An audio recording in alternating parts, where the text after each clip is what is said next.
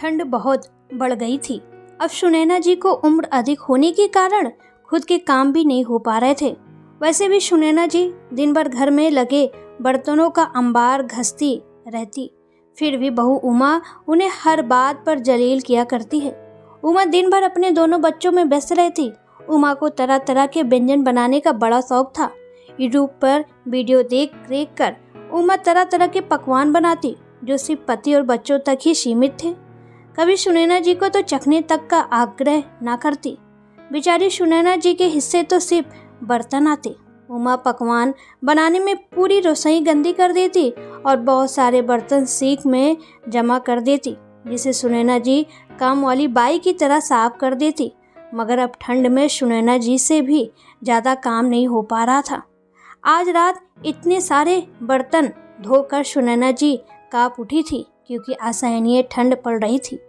सुबह सुनैना जी ने उठकर अपनी चाय बनाई और मन ही मन बुदबुदाई, आज कैसे अपने कपड़े धोऊंगी और कैसे बर्तन करूंगी। थोड़ी देर बाद उन्होंने देखा कि बहू उमा सभी के कपड़े वॉशिंग मशीन से निकाल रही थी।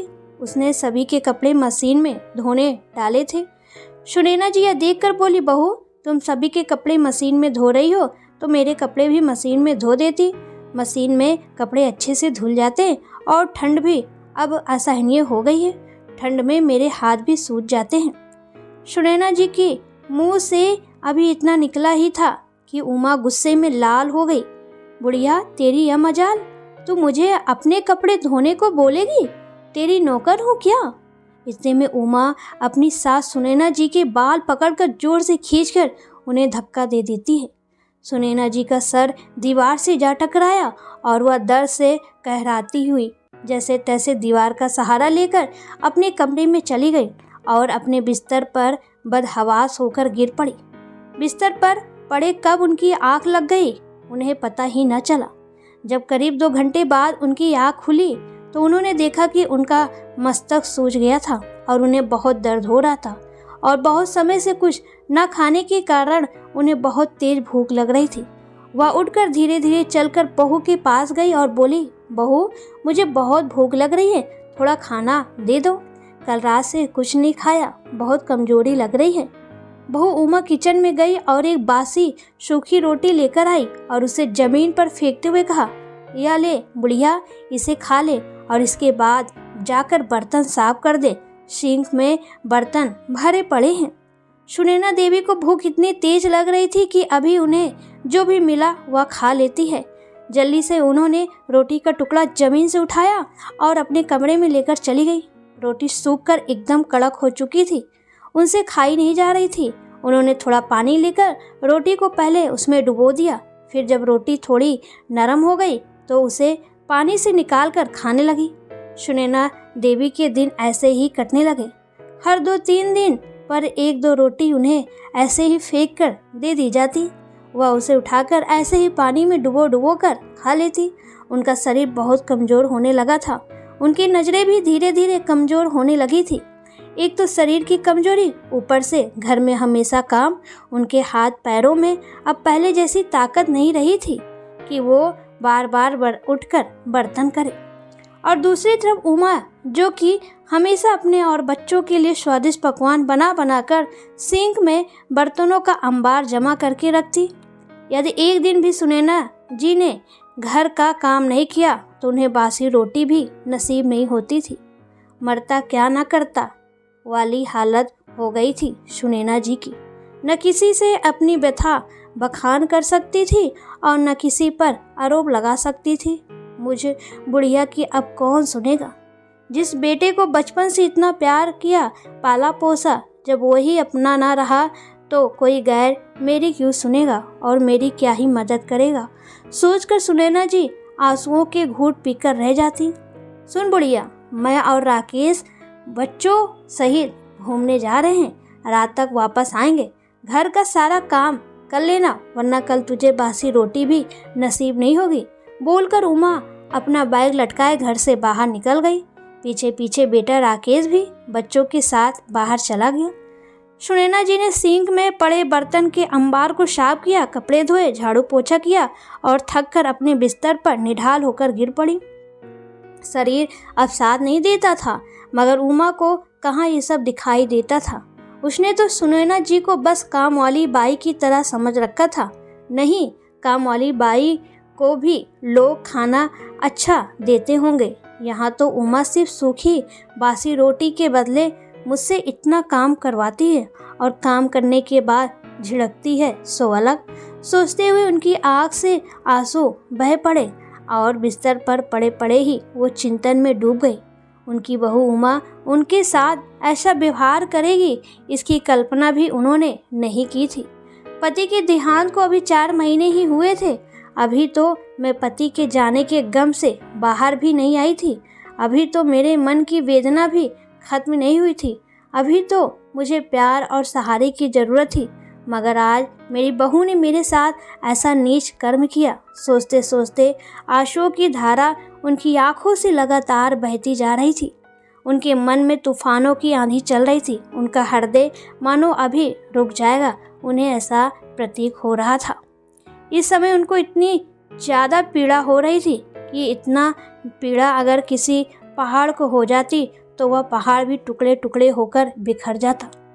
यह दिन देखने से पहले मैं मर क्यों नहीं गई? बस अब क्या यही दिन देखना बाकी रह गया था?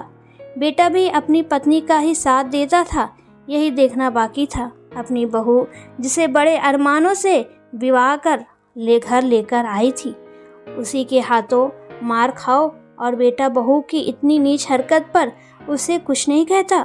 काश ये धरती फट जाती और मैं इसमें समा जाती। अपने पति राम किशोर जी की तस्वीर को देखकर सुनैना जी बोली, आप मुझे छोड़कर क्यों चले गए? काश आपके बदले मैं चली जाती तो आज यह दिन देखना तो ना ही पड़ता। सुनैना जी अपने पति राम किशोर जी को याद करके और भी ज़्यादा रोने लगती हैं। सुनैना देवी जी अतीत के गलियारे में खो जाती हैं। जब मैं इस घर में विवाह कर आई थी, क्या था उनके पास? एक मिट्टी का छोटा सा कच्चा घर। मैं दिन रात काम करती, सास ससुर की सेवा के लिए एक पैर पर खड़ी रहती। जब मुझे लाख जतन के बाद भी माँ बनने का सुख प्राप्त नहीं हो रहा था, मैंने कितने मंदिरों के चक्कर काटे, कहाँ कहाँ जाकर धागा बांधे, बाबा भगवान दर दर जाकर फरियाद मांगी। तब जाकर शादी के 7 साल के बाद राकेश का जन्म हुआ था।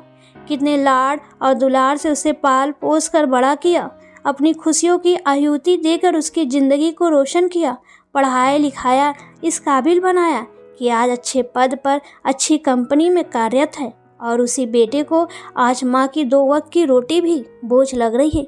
वही बेटा अब माँ के पास कभी बैठता तक नहीं, एक ही घर में रहकर खैर खबर तक नहीं लेता और बस पूरे दिन पत्नी की गुलामी में लगा रहता है। सुनैना देवी जी पूरी रात रोती रहती हैं। उनकी आंखें रोते रोते सूज जाती हैं। उन्हें किसी तरह करार नहीं आ रहा था। बेटा बहू और पोते पोती सभी रात को घर आ जाते हैं, मगर दोपहर से रात और रात से दोपहर हो गई थी, लेकिन बेटा बहू उनके पास नहीं आए।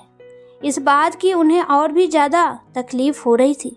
सुनैना जी सोचने लगी, जब इस घर में मेरी कोई कदर ही नहीं तो मैं इस घर में क्यों रह रही हूँ? मेरी उपस्थिति या अनुपस्थिति से किसी को कुछ फर्क ही नहीं पड़ता। मैं एक दिन कमरे से बाहर न जाऊँ तो मेरा हाल पूछने आने वाला कोई नहीं इस घर में।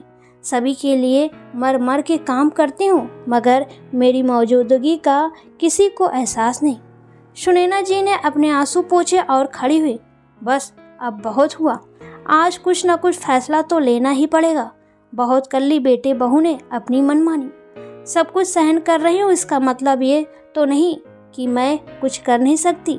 कल भी तो भैया का फ़ोन आया था, बोल रहे थे 2-4 दिन यहाँ आ जा, मन बहल जाएगा तो क्यों ना उनके घर ही चली जाओ। सोचकर सुनैना जी एक बैग लिया और उसमें उन्होंने अपने कुछ कपड़े रखे, ज़मीन और घर के कागजात रखे, जितना भी गहने उनके पास थे अपने बैग में रखे और अपने घर से निकल पड़ी। जब घर से बैग लेकर जा रही थी तो बेटे और बहू ने उन्हें रोकने की कोशिश तक नहीं की। सुनैना देवी जी घर से सामान लेकर निकल तो चुकी थी, किंतु उनके हृदय में अनेक प्रकार की दुविधा ने जन्म ले लिया, क्योंकि जब से सुनैना देवी जी इस घर में बहू बनकर आई थी, तब से कभी भी ऐसे सामान के साथ मैं मैके नहीं गई थी। ससुराल की जिम्मेदारियों ने सुनैना देवी जी को इस कदर बांध दिया था, कभी ऐसी नौबत ही नहीं आई कि सामान लेकर मैके जाना पड़े। एक रात के लिए रामकिशोर जी के साथ अपने मैके जाती थी और वापस उन्हीं के साथ लौट कर आ जाती थी।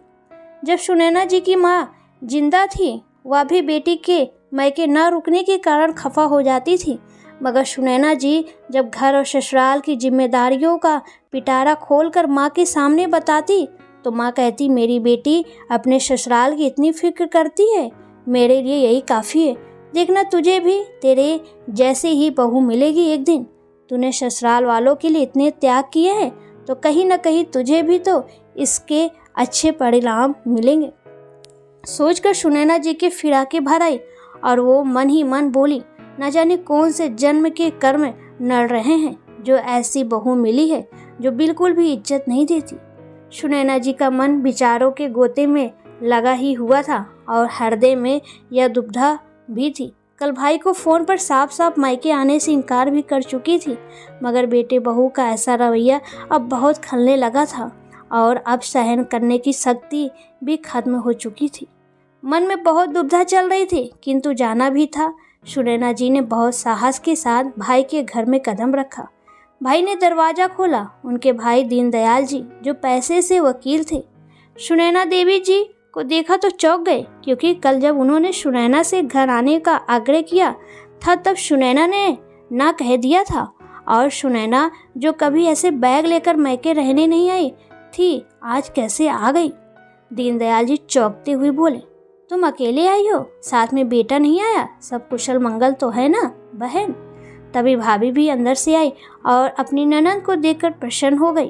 अरे दीदी, आप कितना अच्छा लग रहा है आपको देखकर। दीदी अंदर आइए, आप तो वहीं खड़ी हो गई हैं।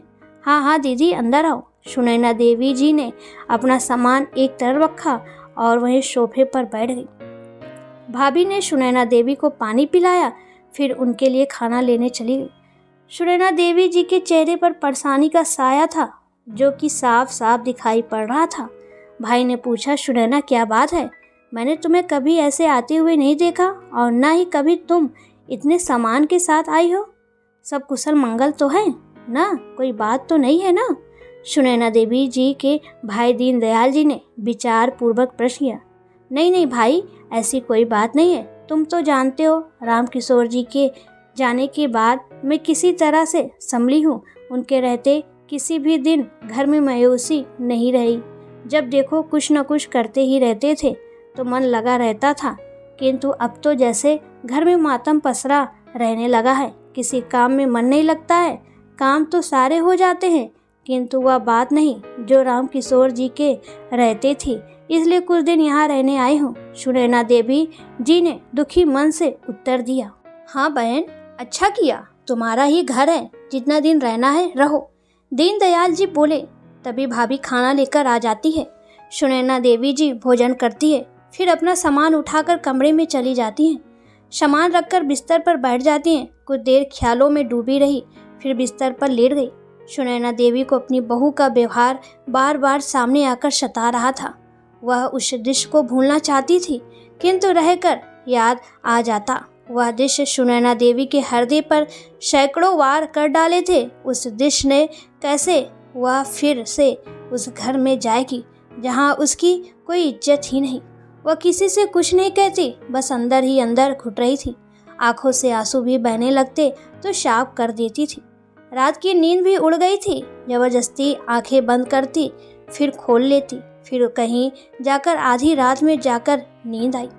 अगली सुबह उठकर नाश्ता करके सुनैना जी ने सोचा कि आज शायद बेटा बहू पोता पोती कोई तो आएगा मुझे लेने। वह प्रतीक्षा में थी कि कोई आएगा तो चली जाऊंगी। आखिर भाई के घर भी तो बोझ नहीं बन सकती। भाभी क्या सोचेंगी। सुनैना जी दरवाजे की ओर देखती रही। देखते देखते शाम का समय आ गया। सुनैना जी दरवाजे की ओर देखती, फिर कुछ सोच कर रह जाती। अब रात का समय हो गया। भोजन करके फिर से अपने बिस्तर पर लेट गई और सोच में डूब गई। सोचते सोचते नींद में खो गई। सुबह सवेरे जागी तो सोचा आज मैं चली जाऊंगी। ऐसे ही 15 दिन बीत चुके थे। बेटा बहू तो यही सोच रहे थे। बुढ़िया गई, बला टली। बुढ़िया जाएगी कहाँ, अपने भाई के घर जाकर बैठी हो गई। कुछ दिन बाद खुद ही लौटकर वापस आ जाएगी। और रही बात जायदाद की, तो माँ है हमारी, लेकर कहाँ जाएगी, सब हमारा ही तो है, हमारे नाम ही करेगी। उधर सुनैना जी के भाई दीनदयाल जी को उनके लिए चिंता सताने लगी।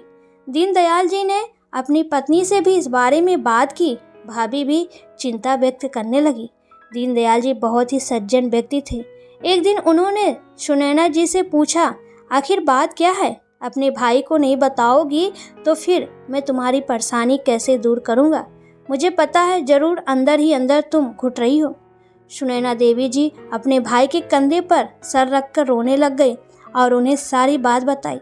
दीनदयाल जी ने अपनी बहन को सांत्वना देते हुए कहा, जब तेरा भाई जिंदा है तो तू किस बात की फिक्र करती है। भाई ने सुनैना देवी को ढाढ़स बंधाया। सुनैना देवी ने घर और जमीन के कागजात अपने भाई को दिखाए। कुछ दिन बाद भाई ने घर और जमीन बेचने की कागजी कार्रवाई पूरी करवाई। घर और जमीन किसी बिल्डर को बेच दी जहां पर वह फ्लैट बनवाने वाले थे। घर और जमीन बेचकर जो पैसे आए उसे उन्होंने अपने घर के पास ही एक छोटा सा घर सुनैना देवी के नाम से खरीद लिया और बाकी के पैसे बैंक में सुनैना देवी के नाम से जमा करवा दिए, जो उनके मरने के बाद वह पैसे पास के ही एक वृद्ध आश्रम को दे दी जाएगी। बेटे बहू को कोर्ट की तरफ से घर खाली करने का नोटिस भिजवा दिया गया।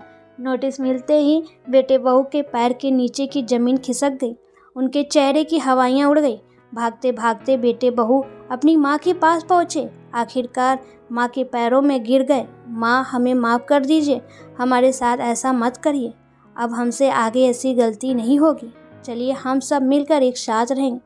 बहू भी सुनैना देवी के पैरों में गिरकर माफ़ी मांगने लगती है। माँ जी, मुझे माफ़ कर दीजिए, मैं आपकी खूब सेवा करूँगी।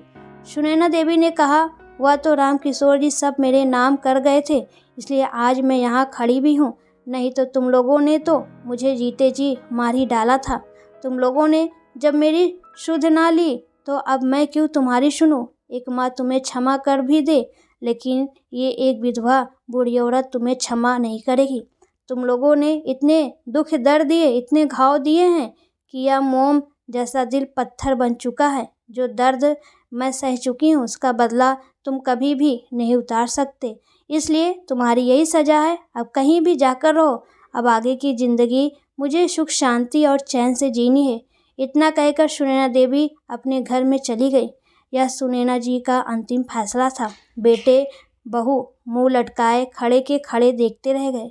दोस्तों, आपको ये कहानी कैसी लगी प्लीज़ कमेंट में ज़रूर बताएं।